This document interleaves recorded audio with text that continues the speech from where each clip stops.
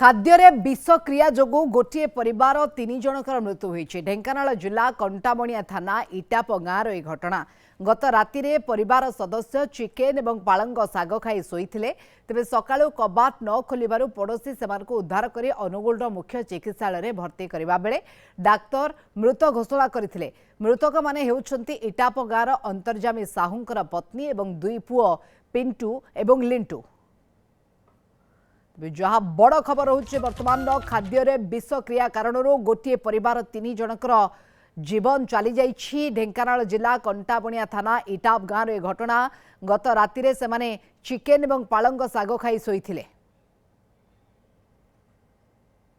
आज सकाल 8:30 समय इटाप गाँ कंटाबणिया थाना जिला ढेंकानाल रु 3 जन जड़े स्त्री लोक आउ 2 जन पुरुष लोक हॉस्पिटल रे हमर रिसीव डेड होइचंती माने रिसीव डेड होइचंती।